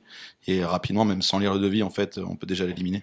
Les réalisations aussi. Enfin, Ouais, moi, très concrètement, sûr. je me dis, si je veux faire mon site internet, je vais voir le site internet du gars, quoi. Mm. Si son site, il est pas bien, bon, déjà, rien que ça, je me dis, je fais pas confiance, quoi. Ou alors, il y a forcément un moment, un book, un truc. Voilà, aller voir ce qu'il a fait concrètement ailleurs. Ça te permet aussi de pouvoir juger, voir sa qualité. Même si c'est pas forcément ce qu'il va te faire, même si c'est pas le même prix, même si, bon, tu peux voir ce qu'il peut faire déjà, aussi, au niveau de la qualité. Mais ça renvoie aussi au fait de ce qu'on disait tout à l'heure, quand tu commences à entreprendre, tu dois savoir, enfin, voilà, faut que tu t'y connaisses en compta, Bah, en justement, com, c'est- enfin, c'est un truc, pour moi, c'est c'est pour aussi ça le qu'il boulot faut se faire du accompagner. consultant. Ouais. C'est que le consultant, lui, il va avoir un regard, consultant ou coach, mais il va avoir un regard transversal et normalement, il a plus de compétences techniques que toi. Donc, tu vois, moi, si j'ai un projet que j'accompagne et le gars a besoin d'ouvrir un blog et qu'il a un devis à 50 000 euros, lui, peut-être qu'il pense que c'est le prix juste, en fait. Il a Mais c'est aucune ça. notion de ce que ça peut coûter. Et c'est aussi le rôle de la personne, de l'organisme qui accompagne, de dire non, là, c'est trop cher, ou alors, attention, un site web pour 250 euros, C'est dangereux il y a aussi, peut-être ouais. il y a peut-être un C'est problème, ça. tu vois. Derrière, Et ça, c'est aussi, enfin moi perso, dans ma vie d'entrepreneur, c'est des erreurs que j'ai eu fait, de choisir des prestats qui étaient pas chers ou quoi que ce soit, et de me dire bon bah ça va, attends, il fait un tiers du prix, forcément je vais passer par lui. Et au final, de pas toujours avoir été bien content du résultat. Et au final, si à cette époque-là, j'avais quelqu'un qui m'avait dit ouais non, là c'est vraiment pas cher, fais attention, c'est suspect, ou l'inverse, hein, c'est vraiment trop cher pour ce que c'est. Du coup, ça veut peut-être dire que c'est du travail de qualité, hein, peut-être pricé pour une raison, mais en tout cas, c'est peut-être pas ce qu'il faut à ce stade-là. Mais Voilà. voilà, c'est peut-être pas adapté à ton Exactement. besoin. C'est ça. C'est que un site web à 200 000 balles, je souhaite à tout le monde d'avoir un jour le besoin d'en Ça, voilà, construire un. mais il faut le besoin. Mais il en faut le fait. besoin. Voilà, il faut Voilà, le c'est besoin. ça. Il y a aussi ce facteur. Enfin, les structures d'accompagnement sont là, mais aussi des fois les gens demandent des devis, ils en parlent pas non plus. Alors, il y a proche et proche. Des fois, quand on monte un devis, notamment sur les coachings, moi je sais qu'au début, beaucoup de personnes se lancent dans des coachings. Les coachings, c'est quand même des parcours qui sont engageants. Il y a beaucoup d'heures. C'est pas on se voit une fois et c'est solutionné. C'est voilà, il y a un vrai programme. Donc du coup, ça fait une certaine somme et c'est sûr que demain on arrive et on va voir sa famille en disant, moi j'ai besoin de 2 ou 3 000 euros pour 6 mois de coaching. La famille pourrait se dire, waouh, oula, c'est cher, ça va te servir à quoi, il va y avoir quoi derrière. Le conseil qu'on vous donnerait, c'est basez-vous sur ce que peuvent vous dire vos proches, mais pensez, on l'a dit aussi aux anciens épisodes, vos proches sont là pour vous protéger, et des fois, quand ils ont une méconnaissance réellement de ce qui se pratique, pour eux, tout peut être cher, tout peut être dangereux, et ils pensent surtout à vous préserver. Donc, en fait, votre job en tant qu'entrepreneur, c'est la première personne que vous devez convaincre, c'est presque votre conjoint ou votre famille, en leur disant, j'ai fait le tour, et je sais que c'est ces prix-là, et je sais que Mais je voilà. vais obtenir Faut tel faire le tour. résultat. Voilà. Faire le tour. Mais il ne faut pas se baser sur un seul truc, vraiment, parce que souvent, on choisit la facilité, on prend le premier truc, et j'ai coutume de dire qu'on n'appelle pas un prestataire comme ça dans l'urgence. Souvent, alors les gens, ça c'est pareil, je mets encore c'est ma façon de penser, mais souvent quand un prestataire vous répond trop rapidement et insistant, moi je trouve que c'est pas du professionnalisme, ça cache quelque chose aussi bizarre, parce que je me dis c'est très bizarre quand il vient, il s'agrippe directement alors que j'ai juste exprimé peut-être une demande de rendez-vous et que je reçois de suite un devis. Donc il y a une phase Moi j'aime bien laisser cette phase aussi d'échange avec... respect, quoi, finalement. Oui. Laisse-moi, je demandais Ouais, rendez-vous, mec. Ouais, c'est ça. Tu Même raccroches le téléphone, t'as la facture pour le C'est ça, j'ai déjà la facture. Mais de le dire en rigolant, ça se pratique dans beaucoup Lui, il de dit je t'aime au premier rendez-vous, c'est sûr. Voilà, c'est ça, c'est vrai. Il y a la bague et tout. Complètement. Mais voilà, ça c'est un peu les alertes qu'on veut vous présenter un petit peu là-dessus. John, tu voulais... Tout à fait. J'adore ce micro, merci. Non, ce que je voulais dire, c'est pour moi l'accompagnement, ça passe aussi sur le réseau. Bien sûr. Alors on parlait tout à l'heure des 4317, mais Il y a d'autres réseaux. je veux dire par là, oui, enfin ou d'autres, hein, peu importe. Mais je veux dire le fait de savoir que par exemple Kevin est passé par un prestat, il est content de ce prestat, c'est ce qui s'appelle une recommandation. C'est la meilleure com, quoi. C'est plutôt très très cool. Alors après, ça veut pas dire qu'il faut pas faire de benchmarking. Au contraire, il faut aller voir d'autres prestats, mais disons que ça pousse aussi à dire bon bah lui il est quand même bon et puis j'ai vu le résultat. Et si je peux me permettre, je le place à peu près à tous les épisodes. Il faut pas aussi négliger le théorème ABC, le fameux avocat banque comptable, bien entendu, qui à un moment réfléchit. C'est réfléchi. Ah ouais, tu disais ah oui c'est bien ou ah oui il faut y penser. Ah non, je disais ah oui carrément. Parce que c'est bien aussi. Non mais ah oui c'est très bien. Non mais genre moi mon comptable ça a été mon conseiller numéro 1 Alors, et ça l'est toujours. Il y a ça, il faut trouver le bon. Exactement. Parce que j'en ouais. avais 5 quand même avant de trouver Effectivement, la moi, j'ai eu bonne du bol, comptable. mais- Voilà, complètement. Et c'est vrai que c'est très compliqué. Et aujourd'hui, j'ai aucun problème à recommander ma banque, mon avocat, mon comptable, parce que c'est primordial. En tout cas, à un certain stade, ça le devient. Et donc voilà, il y a effectivement les structures d'accompagnement. Il y en a beaucoup et c'est très très cool en plus qu'on ait ça en France. Il y a les autres entrepreneurs, donc ne pas hésiter à aller voir, par exemple, la 4317, on en parlait, mais il y en a plein d'autres aussi, de Il y a regroupements d'entrepreneurs beaucoup de réseaux. ici ouais. et voilà, des réseaux ici et en France, mais ici il y en a déjà pas mal. Et aussi se faire accompagner au niveau juridique, comptable, et banque, c'est super important. Est-ce que, parce que je vois qu'aussi on s'approche du 19-30, donc c'est à partir de ce moment-là où j'essaye de conclure, mais voilà, il y a toujours des questions qui arrivent à ce moment-là parce que on vous dit qu'on vous raccroche et c'est là où les questions arrivent. Donc j'en profite maintenant, je pose un peu le scope. Si demain, moi, j'ai envie d'entreprendre et j'ai envie de faire un petit peu le tour de... Alors, peu importe ce que je monte, ça peut être comme une application mobile, comme me dire que j'ouvre un café en centre-ville de Toulon ou que j'ai juste l'idée de monter un projet, je ne sais pas quel qu'il soit, peut-être de freelance. Où est-ce que je peux aller pour vous aujourd'hui et quel serait alors ça dépend forcément du projet, C'est ça, ouais, complètement. mais je pense que voilà, il y a Ouais, des c'est ça. lieux clés. Jean-Rémy en connaît, je pense, plus que nous. Mais moi, je recommanderais jamais assez d'aller dans des espaces de coworking qui sont là aussi pour Ouais, vous c'est orienter. Ouais. Vous en avez 2 à Toulon, enfin même plus maintenant, parce qu'il y en a plein qui sont en train de s'ouvrir. Donc ces lieux-là sont aussi là pour vous orienter. Vous avez différents corps de métiers à l'intérieur, aussi bien du libéral que différentes structures, bref, là-dessus. Donc allez dans les espaces de coworking, ils sont là un petit peu pour vous orienter vers les structures d'accompagnement. Et voilà, ça c'était mon conseil. Juste, faut pas oublier qu'il y a aussi Internet dans le sens où, attention, Oui, bien sûr, bien sûr. je veux dire, J'aime bien le attention. je parle de ce genre de, enfin, ce qu'on est en train de faire aussi, c'est-à-dire avoir la possibilité de discuter avec des gens qui sont déjà passés par là, C'est qui ça. sont accessibles. Je vois qu'il y a déjà, enfin bon, ça m'arrive pas, enfin ça m'arrive rarement, mais il y a des fois des personnes, des étudiants surtout, qui sont déjà venus me voir en mode, bah voilà, j'ai vu que tu étais étudiant, que tu as monté ta boîte, comment ça se passe, tu as commencé par quoi? Et donc enfin, la conclusion de ce que je veux dire, c'est essayer aussi de trouver des gens qui peuvent vous ressembler en termes de parcours, en termes de voilà, ce qui s'est passé, pour leur poser la même question. C'est-à-dire que si on ouvre une boulangerie, c'est pas pareil que d'ouvrir une start-up, bah, peut-être aller se renseigner. Alors ça peut paraître un peu bête, mais non en fait. Enfin, peut-être aller voir un boulanger et dire où t'as commencé, quoi. Très, très Peut-être bonne aller idée. voir C'est boulangerie. très rarement fait, c'est une très bonne idée d'aller voir le pro. Non mais c'est vrai, parce qu'au final, enfin, on revient à tout ce qu'on a pu dire pendant ces dizaines de minutes, je sais plus combien, mais voilà. C'est parler et surtout s'enrichir en fait. Au début, même tout le temps, continuer de s'enrichir. Nous, dans le web, on a la chance aussi d'avoir enfin même pas dans le web, mais tout ce qui est TEDx, tout ce qui est conférence, tout ce qui est podcast, maintenant c'est hyper la mode, tout ce qui est vidéo, enfin on a tout ce contenu-là. Alors après, on revient sur il y en a beaucoup, et beaucoup, mais du coup, voilà, on veut faire une boulangerie, on va voir le boulanger du coin, c'est à côté, c'est accessible, et il va nous répondre. Sauf si on veut s'installer en face de lui, au cas Alors, où. bien évidemment, c'est Alors, vrai. non, ça, mais là, c'est il vicieux, y a une là. astuce. Moi, je l'avais C'est conseillé clair. sur un workshop. C'est si vous lancez une activité, vous avez forcément, vous réinventez rarement la roue. Faut dire ce qui est. On a tous eu l'idée de quelqu'un à un autre endroit. Bah, c'est très simple. Nous, on l'a fait avec l'espace de coworking. Au début, quand on l'a monté, on a contacté les autres espaces de coworking dans les autres villes. Ouais. Et ils étaient très contents de nous donner des conseils et des pistes. Parce que finalement, c'est pas un concurrent. Et il y a quand même un esprit d'échange et d'entraide. Et peu importe votre corps de métier, si demain vous devez vous lancer, surtout sur des concepts un peu innovants, tu me parlais tout à l'heure hier d'un bar à chat, je crois, possiblement à Toulon. C'est des concepts un peu nouveaux. Forcément, le premier truc que tu peux te donner comme conseil à la personne, c'est de se dire appelle les personnes qui ont des bars à chat dans d'autres villes. Qui sont déjà passés par là, Et en fait. qui ont On déjà- revient voilà, sur ça, voilà. mais c'est vrai que c'est hyper. Et c'est la important. meilleure personne qui va te conseiller sur ça, sur les risques et sur les. Appelle des chats. Appelle des chats, chats, voilà. voilà. C'est Une enquête- Les une utilisateurs. Une enquête auprès des chats de Justement, Toulon pour comprendre les besoins. Quoi. C'est ce que je veux dire aussi, les utilisateurs. On voit en Startup Weekend, il y a une partie du week-end, va dans la rue et pose la question. Est-ce que, est-ce que cette Sors. personne-là, en plein milieu, que tu ne connais pas du tout, elle va pas dire oui pour se faire plaisir. Je veux dire, voilà. Donc ça, c'est vrai que c'est aussi intéressant. Enfin, ça fait pas partie de l'accompagnement, mais ça fait partie de vérification que ton concept est intéressant ou pas. Et après, du coup, c'est une autre piste. C'est vrai, les utilisateurs. La validation, en fait. Validation client. Validation client. Ça, c'est des choses qui sont demandées aussi de. Enfin, en tout cas, Peut-être pas checker dans un de ton premier côté. temps. Nous, on le fait on le fait courant l'accompagnement, en fait. Ok. Ça fait partie de l'étude de marché. Donc, ce que tu disais, donc d'aller voir par exemple un pro qui existe déjà, c'est quelque chose que je vais recommander régulièrement en étude de marché. Donc, de contacter par exemple le magasin. Alors, pour des des projets un peu particuliers, vois en France qui le fait, vous allez peut-être le voir dans ta zone de chalandise au cas où ça risque de mal se passer. Mais en général, voilà, allez consulter des pros.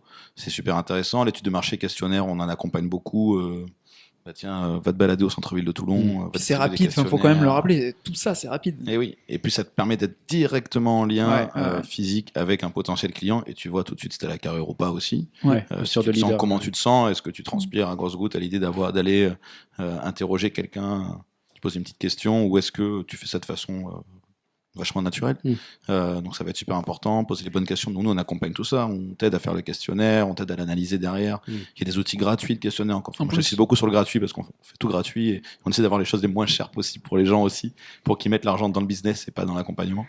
Donc il y a des questionnaires gratuits, il y a plein de choses. Puis des fois, tu as des belles surprises aussi. Moi, je sais que j'ai des collègues qui font le même boulot que moi et on bosse ensemble. Mais oui, et c'est ils sont possible. contents souvent. Ils sont Et oui, contents parce d'avoir que du- quelqu'un avec qui Ça ils dépend vont le pouvoir domaine bosser. après. Hein. Ça dépend peut-être le domaine. En tout cas, j'ai Voilà, peut-être un métier apéro de... sous le copain. C'est ça, j'ai peut-être métier de bisounours, mais c'est vrai que moi, oui, alors c'est vrai qu'il y a des personnes qui me voient comme une concurrente et avec qui ça ne marchera jamais. Et d'autres, quand je me suis dit, je vais me lancer, ah ben c'est cool, ça m'intéresse, parce que du coup, toi, t'es sur complémentaire. Toulon. Si un jour j'ai une mission sur Toulon, je peux te l'envoyer parce que moi, je suis full de boulot. Et ça s'est passé comme ça. Moi, aujourd'hui, j'ai 30% de mon chiffre qui est lié à des collègues que j'aurais pu voir comme des concurrents. Il faut savoir aussi que c'est une possibilité. C'est On vrai. parle de travail en réseau. Voilà, c'est une des possibilités du travail en réseau. Et ce que tu disais dans les espaces de coworking, je pense que c'est important aussi de pousser, quoi. C'est-à-dire que moi, j'avais l'image que dans les espaces de coworking, il n'y avait que du numérique, Oui. qu'il y avait que des personnes qui faisaient des sites web, avec des geeks, quoi. Vraiment, je me disais, quand je suis arrivée, Attention de pas Attention, trop dire attention, geek, oui, ça se dit pas, mon Dieu. Non, mais qu'est-ce qu'un geek Bon, Qu'est-ce qu'un coach, Voilà, geek, qu'est-ce qu'un coach, designer, quelqu'un, ah ouais, c'est pareil. Hein. Du coup, quand je suis arrivée, je me suis dit, je vais être la seule qui fait du service, enfin, de la prestat de service, dans mon milieu, avec des vrais gens. J'ai rencontré des vrais gens.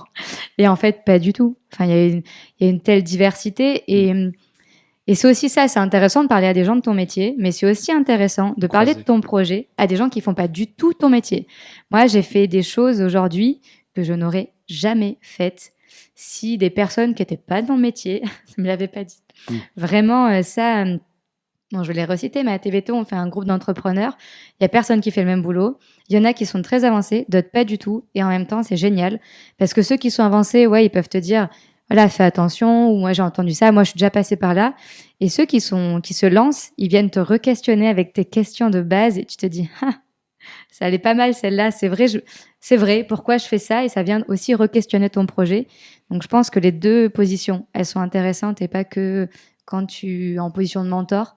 Je pense aussi que quand tu apprends et quand tu es nouveau, tu peux aussi venir aller challenger le gars d'à côté qui a soulevé je sais pas combien d'argent et ça peut aussi lui apporter quelque chose. Je pense que c'est intéressant à remettre aussi dans le débat et comme ouverture d'esprit. Je suis à fond derrière. Je suis d'accord. Mélangeons mélangeons les métiers. Je crois plus en plus. Il faut en fait mélanger un peu les réseaux. Voilà, c'est Ouais. bien de rester des fois dans ces métiers, mais de croiser un petit peu et de rencontrer d'autres profils d'entrepreneurs. Moi, aujourd'hui, c'est vrai que je me nourris énormément des entrepreneurs qui ont des business qui n'ont rien à voir avec ce que je fais. Et du coup, j'apporte énormément de valeur à ces Et personnes. inversement. Et inversement. Et eux, en fait, ils m'aident plus sur des axes où je suis là en mode ah ouais, leçon de management x 10 pris d'un coup, quoi. Donc, C'est clair. donc ça, il faut voilà, n'hésitez pas à regarder toujours autour de vous. Il y en a. Jonathan, je sais que tu veux parler, dis-moi. Non, juste parce que là, j'ai vécu un truc qui récemment. dis-moi. Je suis allé dans une boîte à Paris qui s'appelle Algolia, qui est à 3 étages d'un immeuble à Paris. Et ça m'a beaucoup apporté, dans le sens où ils sont 300, il y en a 200 en France. Je crois que c'était 194 en France. Par exemple, il y a beaucoup de personnes qui ne parlent pas français, du coup, ils parlent tous anglais. Ils ont vraiment des temps pour faire telle ou telle chose. Il y a un étage pour faire telle ou telle chose. Il y a des espaces. Enfin, rien que le fait aussi d'aller voir d'autres choses ici ou en France, hein, parce que j'ai eu la chance d'aller à Lyon, de découvrir l'écosystème lyonnais. Là, j'aimerais faire pareil à Lille. On en parlait, Ah bah, on en parlait on va y déjà, aller. mais va falloir y aller. Mais du coup, c'est hyper intéressant parce que, nous, on est 8, eux, ils sont 300. Quand même voilà. Mais justement, ça nous permet peut-être d'anticiper quelque chose qui arrivera peut-être un jour. Bon, après, c'est pas là où on veut aller. Mais vous voyez ce que je veux dire, ça potentiellement ça peut être intéressant, et juste aussi de discuter, de voir les méthodes qu'ils mettent en place quand ils sont beaucoup plus, parce que c'est d'ailleurs ce que me disait la personne que je connais là-bas, il m'a dit avant on était 30 et je ressentais ça, aujourd'hui on est 300 et je ressens les choses de cette façon-là, et c'est totalement différent. Donc voilà, juste je voulais mettre aussi en évidence le fait d'aller voir d'autres structures, comme tu le disais, comme vous le disiez, qui font pas forcément la même chose, et aussi qui sont pas du tout au même état d'avancement. Pour moi, ça correspond un peu au mentor, mais là, c'est un peu différent puisque c'est la structure en elle. Je n'aurai jamais assez ce conseil. J'apprends, et je le dis à tous les projets que j'ai accompagnés, j'apprends énormément aussi avec vous. Vraiment. C'est en fait quand tu transmets. En fait, pour moi, c'est Ryan Holiday qui donne cette équation, et pour moi, elle est magique. C'est il te faut des plus. Donc, c'est des gens qui sont au-dessus de toi professionnellement et qui te drive. Il te faut un égal, parce que c'est ce qui te stimule et c'est là où tu te fais un peu la compète. Donc, c'est des gens avec qui tu t'entends bien et tu as un peu le challenge. Et ça, c'est top. Et il te faut des moins, et des moins, c'est la transmission. Et en fait, c'est quand justement, t'aides des gens à grimper, ou en tout cas à s'élever plus rapidement que toi-même tu aurais pu avoir. Et en fait, quand tu as ces trois trucs-là, tu es dans le schéma parfait pour déjà se sentir épanoui dans ta transmission d'informations. Mais surtout, tu emmagasines énormément d'informations, parce que quand tu répètes les choses, tu te dis à un moment, c'est vrai qu'à moi-même, est-ce que je me l'applique à 100%? Et on se remet soi-même en question, justement, quand on transmet. Et pour moi, je ne dirai jamais assez, c'est l'entrepreneur qui est dans son coin ne va pas forcément réussir. Par contre, celui qui gravite avec plein d'autres entrepreneurs et qui les aide et qui se nourrit un peu d'eux, lui, il a toutes les chances d'y arriver, parce que il aura les conseils au bon moment et il en donnera aussi à d'autres personnes. C'est le cercle d'or. Si tu veux recevoir, faut donner aussi. Faut donner un petit peu, ouais. Il paraît que c'est ça. Il paraît que ça marche. Il paraît que ça marche, voilà. Donc là, on est content d'avoir donné ce soir, en tout cas. On arrive en fin d'émission. Je voulais instaurer ça parce que c'est important. À chaque fois, les gens nous voient sans forcément savoir quelles sont les actus et qu'est-ce qu'on peut faire. Il faut savoir que les personnes qui viennent là sont bénévoles, donc elles donnent de leur temps pour vous donner des conseils aussi. Voilà. Comment ça? Et l'eau, le devis, là? Je vais recevoir les factures demain. Nous, on n'est pas bénévoles. Dans l'idée globale, c'est que voilà, la petite mise en avant qu'on vous propose aujourd'hui, c'est d'avoir peut-être une actu, ou en tout cas quelque chose à partager sur un événement que vous organisez, ou peut-être une anecdote sur une personne que vous avez vue, que vous avez envie de féliciter, ou je ne sais pas. Je vous donne un petit temps de parole par personne. 1 minute par personne, Melvie me dit. C'est un fire pitch. Allez, vous avez 1 minute, vous nous pitchez. Camille, on commence par toi. Super, je commence. Instant promo, plutôt le 6 février. J'espère que c'est la bonne date. Je suis désolée si c'est pas la bonne date. À 18h30, il y a un after work sur l'entrepreneuriat au féminin. Donc oui, les filles, les femmes, les mamans, vous pouvez venir entreprendre et venez échanger. Il y aura 3 témoignages de femmes du coup qui ont osé entreprendre. Et l'objectif, c'est surtout d'échanger avec vous en vrai. Donc venez, c'est gratuit et c'est à l'Archipel. Cool. Votre espace de coworking. Kylian vous mettra tous les petits liens dans la suite si jamais vous les retrouvez. Jonathan? Alors moi j'ai pas grand chose à dire. C'est vrai? Non. C'est étonnant. Je peux dire plein de choses, mais non. Merci beaucoup et félicitations encore pour ce live show, c'était vraiment cool. Juste, je dis bienvenue à Sarah parce que c'est un nouveau membre de la team qui arrive aujourd'hui, donc bienvenue à Sarah. Et puis voilà, en ce moment tout va bien, si vous voulez savoir. Justement non. Après, je pourrais vous raconter des anecdotes sur le train, mais je vais pas le faire. Non, voilà, merci beaucoup. Et puis, toujours ravi d'être là. J'en profite à chaque fois si c'est mon dernier épisode, du coup. En fonction, voilà. Mais non, très bien. Et puis, au niveau de Swello, écoutez, tout va bien. Paris, ça se passe bien. On va reprendre les podcasts aussi. Donc, cool, ça va être une actu. Voilà, ça va être une actu. On va reprendre le podcast. Voilà, grosse actu. Ça va arriver, mais avec des intervenants également. Des intervenants parisiens, entre autres, et aussi français en général. Mais voilà, c'est tout pour moi. Très bien. Kev? Alors moi, c'est plus sous forme de teasing. J'en ai 2, je vais les caser en 30 secondes chacune, comme ça va bien. Première, c'est un teasing. Je suis en train de travailler, de tourner mes premières vidéos sur un channel YouTube qui va arriver sur l'UX Design, justement, parce que c'est vraiment un truc que j'adore et sur lequel j'ai envie de communiquer, d'échanger avec le maximum de personnes, et je pense que c'est un domaine qui gagne à être connu. Donc voilà, guettez ça arrivera bientôt. Et la deuxième, c'est... Allez-y. Hashtag teaser. Non, mais je donne pas d'URL, rien.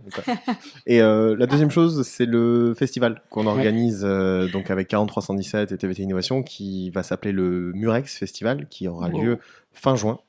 Et ça va être un très très gros événement pour ceux qui connaissaient le 1 qu'on organisait déjà les années précédentes, qui était une journée de conférence un peu sous le format TED.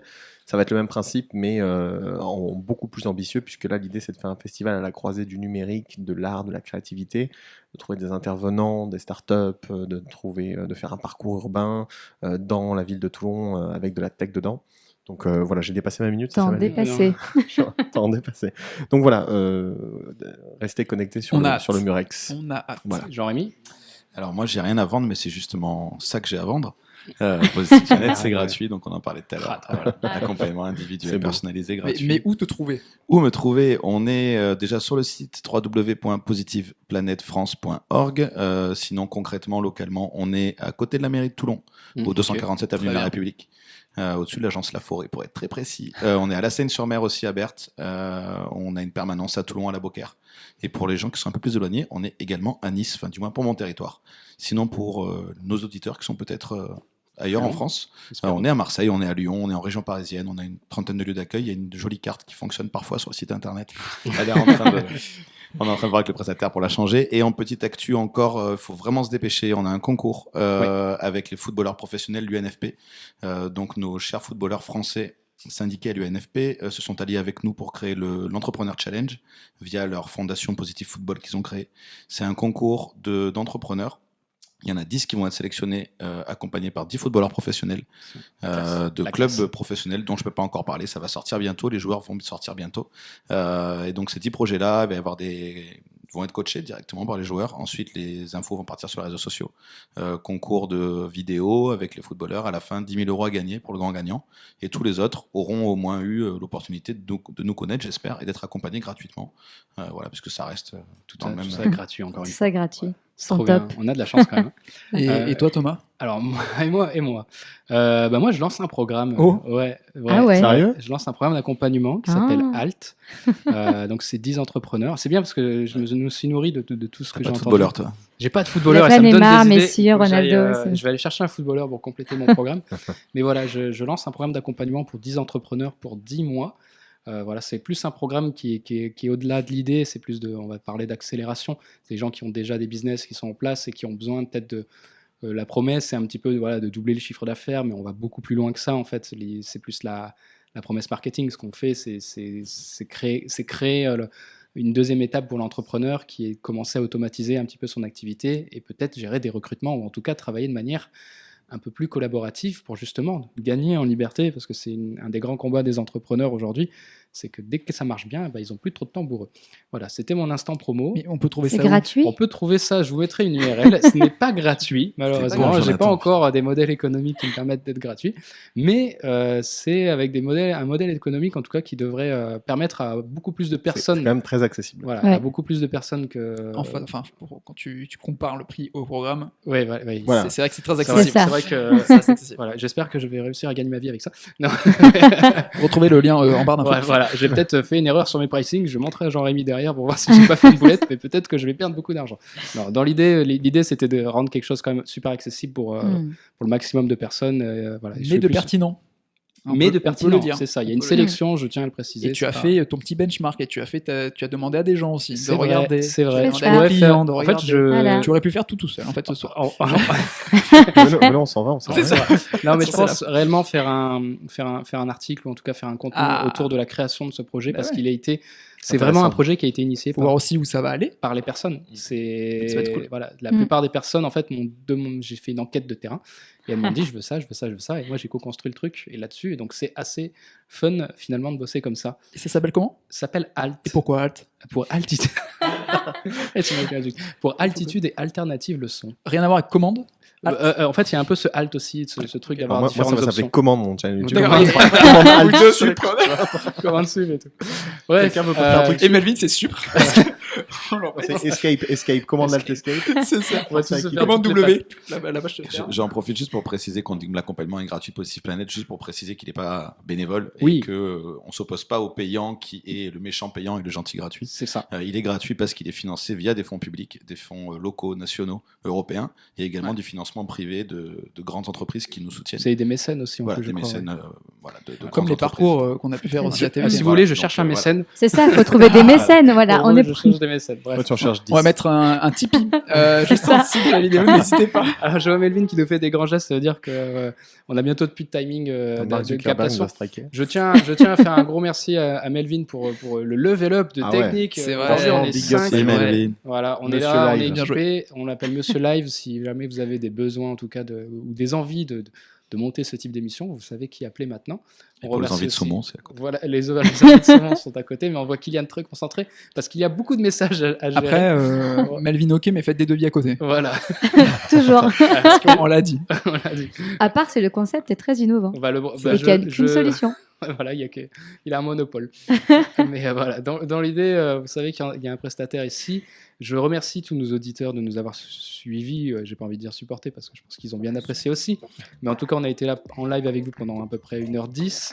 Voilà, ça passe Il y très avait du vite. monde. Oui, Nous, on voit exact. rien. Voilà. On Alors, ne sait pas la- qui y la a, les question- questions alors, et la tout. question, On se fait troller. tu vois, Est-ce que vous reviendrez si je vous réinvite dans quelques mois ou quoi partager nous, là-dessus ou est-ce que vous allez bah, attendre nous, de voir oui. les images Nous, avec John, Nous, on est habite résidents. là, on Voilà. habite là, nous. On habite ici, on est résident. Mais voilà, dans l'idée, j'espère que l'expérience vous a plu. Nous, on va essayer de faire un peu des tables qui tournent, vous ramener à chaque fois des nouveaux invités, des nouvelles thématiques. On est preneur de feedback. Si vous avez des idées de thématiques, si vous avez des gens que vous voulez voir, moi j'irai les chercher, j'irai les tanner. Je leur dirai viens, on t'a demandé au live show. Mettre plus de femmes. Plus de femmes aussi, on me l'a dit, c'est vrai. Voilà. Non, Ouais, mais je- ouais, Fallait que je le l'ai- case. je l'ai dit au dernier. Voilà. c'est vrai, C'est c'est vrai, important, je suis c'est désolée, vrai, mais- c'est vrai, Sans c'est vrai. déconner. Parce que toi, t'accompagnes beaucoup de Il y femmes en en a plus. plein à Toulon. Voilà. On a Ouais. vraiment des stats qui prouvent qu'il y a autant de femmes, voire parfois des années, plus de femmes que d'hommes qu'on reçoit. Et ouais. Et on parlait On arrive. On d'accompagnement. entend Les la musique. femmes, voilà, les femmes ont moins peur de se faire accompagner que les hommes. C'est ça. Et ça, je le dis Elles aux sont- hommes. elles sont je peut-être dis, plus smart là-dessus. remballez votre ego et faites-vous accompagner un petit peu, ça vous fera du bien. Ah ouais. Et ouais. Parce que là, pour le coup, au moins, tu vois, les femmes, elles gèrent, elles avancent et elles font les choses, alors que Et les mecs, ouais. pour le moment, c'est pas trop ça souvent. Bref, on va stopper là. La musique est lancée.